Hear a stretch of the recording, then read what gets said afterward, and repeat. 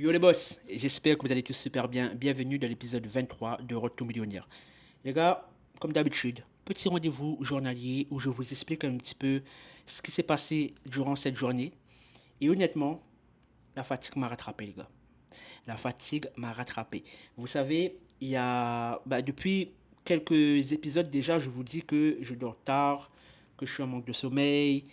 En fait, je dors tard et je me réveille tôt. Et j'essaie quand même de faire mon sport. En fait, j'avance sur mes tâches, quoi. J'avance sur mes tâches. Et en fait, ça m'épuisait beaucoup. Et à un moment donné, les gars, j'étais même. Et franchement, c'est rare que ça m'arrive, hein. C'est vraiment rare que ça m'arrive. Mais j'ai même dit à Wendy à un moment donné, je commence à comprendre les gens qui se disent en burn-out, en fait. Parce que moi, j'ai jamais réellement ressenti ça. Pourquoi? Parce que euh, généralement, je sais à peu près comment arrêter, ok, de manière générale. Je vois un peu les signes, mais en même temps, j'ai un mental qui fait que je dis non, vas-y, c'est le travail, il faut tenir, c'est rien. Bref, en fait, je me motive pour me dire, ok, t'inquiète, ça va passer. Donc, il y a pas vraiment cet épisode de burn-out. Mais là, les gars, en fait, le burn-out, c'est pas juste que tu en as marre, que tu remets ta vie en question. Parce que moi, je le voyais vraiment comme ça. Pour moi, le burn-out, c'était euh, j'en ai marre de travailler, j'ai plus de sens, je me retrouve plus, je ne suis plus aligné, etc. Je pensais que c'était ça.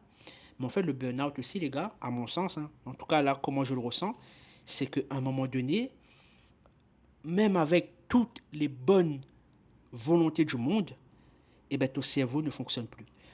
Ton cerveau, limite, te force à te dire, mon gars, calme-toi, repose-toi, reprends un peu ta santé en main. Donc, quand je parle de santé, c'est surtout santé mentale.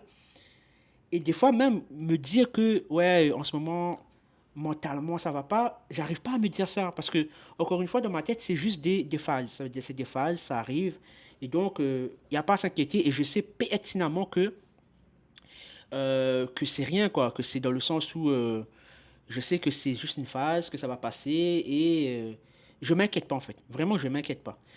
Mais là, les gars, franchement, c'était chaud. J'étais là en mode, t'as envie de faire les choses. Et moi, franchement, quand j'ai envie de faire quelque chose, je le fais. Quitte à ce que je prends du temps pour le faire, etc., que je me casse la tête, que je me creuse la tête, je me dis, ça doit être fait. Et en fait, je marche toujours comme ça. Mais là, aujourd'hui, on dirait, même mon corps m'a dit stop. C'est la fatigue a pris le dessus. Et les gars, j'ai strictement rien fait. En fait, jusqu'à 17 heures, j'ai vraiment rien fait. Ça veut dire, ce matin, je me suis réveillé, plein de motivation. Je me suis dit, je vais faire mon sport depuis le matin. Donc, j'ai fait le premier cours à 10 heures, donc de 10 heures à 11h30. Je suis rentré à pied, donc à peu près 30 minutes de marche. Donc là, on a marché lentement parce que j'ai rejoint Wendy en chemin. Donc à peu près 45 minutes de marche. Et j'étais déter pour dire, ben vas-y, on va entamer cette journée et bien travailler, etc. Mais au final, non. Au final, j'étais vraiment fatigué. J'ai dormi toute l'après-midi, les gars. Et honnêtement, quand même, ça m'a fait du bien, hein. Ça m'a vraiment fait du bien. Et là, je me sens mieux. Et par rapport à ça, bref, si je reviens sur le burn-out, mais du coup, ouais, moi, dans mon sens, comment je l'interprète, c'était plus dans ce sens où, à un moment donné, ton cerveau, vu que tu te pousses, tu te pousses, tu te pousses, mais ton cerveau, à un moment donné, te dit stop, ça veut dire je n'arrive même plus à réfléchir. Je suis là, j'essaie de faire des choses et mon cerveau n'est pas actif, en fait. Alors que d'habitude, mon cerveau travaille, travaille, travaille, travaille, travaille. Et là, ben, c'était pas le cas. Du coup, j'ai dit, bon, vas-y, je vais lâcher un peu. J'ai même pas regardé les pubs. J'ai rien regardé. La seule chose, enfin, les seules choses que je fais, et heureusement, vu qu'on est à Bangkok, on a le décalage horaire avec nos clients qui, eux, sont généralement en France métropolitaine. Et donc, que à partir de 17h30, ben, en fait, peu importe, euh, peu importe mon état de fatigue, chaque jour, j'avance au moins sur les tâches clients. Ça veut dire faire mes retours clients, les personnes que j'accompagne en mentorat. Et après, gérer aussi tout ce qui est les emails, les emails qu'on reçoit. Faire rentrer les personnes qui ont payé CommunityGram dans CommunityGram, les personnes qui ont payé GBAgram dans GBAgram. Regarder un peu les récaps que font les coachs qui travaillent avec nous au sein de notre accompagnement GBAgram. Donc voilà, vraiment les choses essentielles pour le business. Ce n'est pas les choses les plus importantes, sauf le suivi client. Ça, par contre, c'est indéniable. Vous voyez, plus j'avance, les gars, et plus j'utilise des mots travailler, indéniable. Je ne sais même pas si ça va passer dans le contexte. Mais vas-y, on se lâche un petit peu. Un petit peu. Donc là, du coup, ce qu'on a fait avec Wendy, c'est que là, on travaille avec une personne qui va faire son lancement très bientôt. Donc, on a préparé pour cette personne un calendrier de lancement. On a créé l'espace Notion pour une personne qui est rentrée très récemment dans le mentorat. Et j'ai suivi, enfin, il y a la coach avec qui on travaille, donc on collabore au sein de GBAgram, qui m'a envoyé aussi des comptes rendus des personnes avec qui elle a fait des calls pour voir un peu où est-ce que se situe et ben, par la suite définir un peu les plans de travail, etc. Donc c'était vraiment le minimum. Et dans un sens, les gars, c'est bien parce que comme je vous ai dit, des fois on ne se rend pas compte des avancements qu'on fait. Ça veut dire aujourd'hui, oui, je peux me permettre de travailler, on va dire, 3 jours par semaine. Vous voyez, ça veut dire les jours où j'ai des calls, je travaille. Euh, une journée, je réserve vraiment pour tout ce qui est croissance de mon entreprise. En fait, si j'ai envie que mon business reste comme ça, comme il est à l'heure actuelle, ça veut dire en mode de croisière et on génère quand même des revenus qui sont pas mal et on vit bien, on peut. Ça veut dire prendre du recul. Mais là, non, là, les gars, on veut vraiment. Mais déjà, l'épisode, c'est Road to Millionnaire, donc il faut passer ce cap symbolique des millions d'euros, enfin du million d'euros. Et aussi, histoire de clarifier un petit peu le Road to Millionnaire, c'est pas dire, OK, on atteint le million pour vas-y, on se la pète, on atteint le million. En fait, c'est un peu plus profond que ça. Pour vous expliquer un petit peu la chose, il y a beaucoup de personnes qui pensent que une fois qu'ils vont atteindre, par exemple, les 10 000 euros par mois, c'est le premier palier psychologique que chaque entrepreneur veut atteindre au début, les 10 000 euros par mois. Donc, les gens se focusent 10 000 euros par mois, 10 000 euros par mois, 10 000 euros par mois. Et je ne sais pas si j'ai déjà raconté ça dans une vidéo ou pas, mais le moment où je me suis senti le plus perdu dans ma vie, c'est une fois justement qu'on a passé ce cap de 10 000 euros par mois. On a passé le cap de 10 000 euros par mois une fois. Parce que les 10 000 euros par mois, les gars, c'est pas juste on passe une fois et c'est bon. Ça veut dire il faut que ce soit régulier. Ça veut dire on a passé le cap de 10 000 euros une fois. Le mois d'après, on n'a pas fait les 10 000. Et donc, on était dans ce truc où, vas-y, on taffe pour stabiliser. Mais une fois qu'on a réussi à stabiliser notre business à minimum 10 000 euros par mois, les gars, c'est comme si il n'y avait plus de sens dans notre vie. En fait, c'est comme si tu as un objectif, tu l'atteins, et après, ben, tu ne sais plus quoi faire. Et donc, pendant plusieurs mois, ça a duré quand même pas mal de mois. Je pense que ça a duré facile, peut-être 6 mois, 7 mois. On était sur ce rythme de croisière de 10 000 euros par mois. Et en fait, on papillonnait, on, on, on s'occupait juste de gérer un peu le business. Mais franchement, c'était limite pas une dépression. Mais avec Wendy, on était là en mode, ben, c'est quoi la suite, quoi? C'est quoi la suite? Et en fait, pour parler à ça, c'est pour ça que l'argent en soi, c'est pas une fin, ok? Mais moi, comment je vois ça, c'est plus en termes d'accomplissement. En fait, jusqu'où je peux aller. Ça veut dire, nous, moi, dans ma tête, les gars, je suis fou, hein, peut-être vous allez me dire que, vas-y, ouais, Anthony, il abuse, et patati et patata. Mais moi, depuis mon enfance, ok, je savais pertinemment que j'étais voué à faire des grandes choses dans ma vie. Je ne sais pas comment, mais je savais que j'étais voué à... En fait, je savais que j'allais faire la différence. Par quels moyens, au début, je ne savais pas, mais je me disais, en fait, même quand je parlais avec les membres de ma famille, etc., que je parlais un peu de mes objectifs, on m'a toujours pris un peu pour un fou. On m'a toujours dit, Anthony, toi, tu parles toujours d'argent, c'est tout le temps business, et nanani, et nanana. Mais au fond de moi, je savais. En fait, la vie que j'ai aujourd'hui, je savais que j'allais l'avoir. Après, vous pouvez parler de visualisation, de ce que vous voulez, mais je savais. Je savais que bah, je serais libre financièrement, que je ne vais pas dépendre d'un patron, que je vais pouvoir voyager. Et avant, ça paraissait pas inatteignable parce que je savais encore une fois que j'allais le faire, mais c'était loin en fait dans ma tête. C'était loin, ça veut dire oui, je sais. Quand je bossais même au McDo, les gars, je me voyais déjà loin là où je suis aujourd'hui. Vous voyez? Et là où je suis aujourd'hui, ben, c'était les rêves que j'avais avant. Et du coup, comme j'ai atteint, on va dire, cet objectif, c'est pour ça qu'à un moment donné, les gars, il faut se donner d'autres objectifs. Ça veut dire qu'il faut se dire, ok, bon, j'ai atteint ça, mais même si je kiffe ma vie actuellement, je suis reconnaissant pour tout ce que j'ai, pour tout ce que j'ai accompli, ben, bref, pour ma vie, quoi. Mais je peux pas me dire, ouais, ben, je me contente de ça et vas-y, je suis tranquille. Non, il faut se dire, et même, les gars, je vais vous dire un secret, les gars. Je sais pas, là, je me livre à vous, mais réellement. À un moment donné, et je sais pas pourquoi, j'avais un chiffre en tête, et c'est un chiffre qui est stratosphérique. Petit mot encore un petit peu technologique, bref. C'est un chiffre qui est vraiment stratosphérique. Bref, je sais plus parler. C'est un chiffre qui est vraiment gigantesque, ok? Et je sais plus parler, wesh.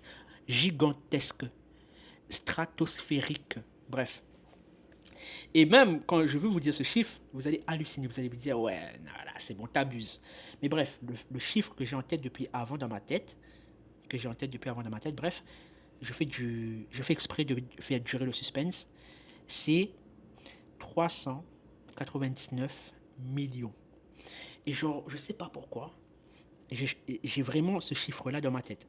Alors, je ne dis pas que c'est un chiffre que voilà, j'aurai un jour sur mon compte bancaire, mais peut-être c'est un chiffre, peut-être un jour je vais créer une entreprise et peut-être ben, mon entreprise sera valorisée à 399 millions. Ou peut-être je vais lancer un projet et ce projet sera tellement révolutionnaire que j'aurai fait un levée de fonds de 399 millions. Ou encore le Saint Graal, c'est ben voilà, j'arrive à exploser le compteur dans le business que je fais, à créer un SaaS, à créer peu importe. Et ça me génère 399 millions. Avoir un business. Et je ne sais pas ce que représente ce nombre. D'ailleurs, je vais regarder. Franchement, je vais faire le test avec vous. Je vais aller sur ChatGPT. Les gars, cette vidéo prend une tournure, laisse tomber. Alors, je vais parler directement avec ChatGPT, les gars. Salut mon ami, j'espère que tu vas bien. Alors, j'ai une question à te poser. Non, je vais faire en chat. Au moins, vous entendez sa réponse. Salut, salut, j'espère que tu vas bien. J'ai une question à te poser. Depuis petit, enfin petit, depuis jeune, on va dire dès l'âge de mes 17 ans, 18 ans, j'ai un chiffre en tête qui est 399 millions d'euros. Alors, je ne sais pas si c'est un chiffre que je vais générer avec mon business parce que, entre-temps, j'ai développé mon business. Aujourd'hui, je suis libre financièrement, mais je ne sais pas pourquoi j'ai toujours ce chiffre-là en tête. Est-ce que ça a une signification et qu'est-ce que tu en penses de ça? C'est super intéressant comme anecdote. Parfois, on a des chiffres ou des objectifs qui nous restent en tête sans forcément savoir pourquoi. Peut-être que c'est un objectif que tu t'es fixé inconsciemment ou un symbole de réussite qui te parle. En tout cas, c'est génial que tu sois déjà libre financièrement aujourd'hui. Et qui sait, peut-être que ce chiffre finira par devenir une réalité dans ton parcours entrepreneurial. Bon, voilà la réponse, les gars. Je croyais qu'il allait me donner des trucs philosophiques. Je suis un peu déçu. Mais bon, bref. Donc, ouais, là, les gars, je me livre un peu à vous. Et même, j'irai même plus loin, les gars. La dame, là, qui est derrière, Wendy, je sais pas si elle m'entend. Mais même avant qu'on soit ensemble, pareil, je savais. Je l'avais imaginé dans ma tête. J'ai dit, elle, un jour, là. Ça a pris du temps, hein. Franchement, ça a pris du temps. Peut-être un jour, on fera, on racontera un peu. Mais non, je pense pas. Mais bon, bref. Mais ça a pris du temps. Mais voilà, j'avais vu, j'avais la vision. Donc, on croise les doigts. Les gars, croisez les doigts pour moi, pour que j'atteigne ce chiffre-là un jour. Donc voilà, un petit peu, c'est parti un peu dans tous les sens. J'espère que c'est un format, encore une fois, qui vous plaît. Là, je vous parle juste à cœur ouvert, comme ça, je vous raconte des trucs. On commence réellement à se connaître un peu, vous et moi. C'est le but aussi de ces formats-là. Et là, bientôt, quand on va retourner sur Bali, les gars, je vais vraiment améliorer le setup un peu, avoir un petit décor. Vous voyez, que ça reste quand même chaleureux pour pas que voilà, ça dénature. Parce que moi, j'aime bien ce côté où je parle, je suis authentique. Et après, surtout, les gars, moi, je vous balance la vidéo comme ça, hein. Je mets pas de cut, je coupe pas, je fais pas de montage, je vous balance la vidéo comme ça. Mais après, on est d'accord que plus on va avancer ensemble, plus ben, ça va un petit peu évoluer, mais tout en gardant ma patte. Et pourquoi je préfère faire des vidéos comme ça? Pour que ça dure en fait. Par exemple, imaginez si dès la première vidéo de Retour Millionnaire, j'avais fait des montages, des trucs et tout, et que je me dis, ben voilà, je vais faire un défi de faire une vidéo par jour pendant 30 jours. Mais les gars, en termes de travail, ça aurait été énorme pour moi. Donc là, je fais à ma sauce. Je fais vraiment, je lâche les vidéos comme ça. je suis content parce que j'ai quand même des retours en message privé. Il y a des personnes qui me découvrent aussi, même si on n'est pas nombreux, encore une fois, les gars, mais pour moi, ça compte. Chaque personne qui s'abonne aujourd'hui, ça compte. Chaque like, ça compte. Chaque commentaire, ça compte aussi. Donc, n'hésitez pas à en laisser. Et en tout cas, les gars, voilà pour ça. Demain, les gars, on est quelle date? On est le 20, les gars. Il me reste 10 jours. Je ne sais même pas si le mois finit le 20 ou le 30 ou le 31. Bref, mais on va dire qu'il me reste 10 jours et pour terminer le challenge, les gars. En tout cas, j'aime bien l'exercice. C'est juste le week-end, il faut trouver des choses à dire. Mais on va essayer comme j'ai dit, on va essayer de faire des vlogs le week-end, mais des fois on est tellement fatigué qu'on sort pas. C'est ça le problème. Bref, en tout cas les gars, voilà pour ce retour millionnaire. J'espère que ça vous a plu. Euh, Grosso modo, c'était une journée sans forcément d'action réelle sur le business et en lien avec les ads qu'on est en train de lancer. La seule chose que je peux vous dire, c'est les ads qu'on avait en fait, on avait fait des nouvelles créas récemment. Et du coup, ça c'est bien, c'est lancé. Et maintenant, on va encore faire de nouvelles créas. Parce que le but, c'est ça, c'est que chaque semaine, on arrive quand même à faire deux trois créas supplémentaires.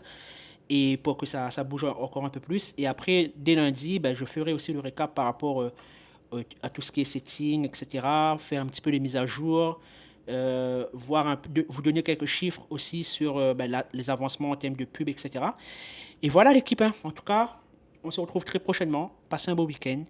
Et on se dit, enfin très prochainement. À demain. Bye bye.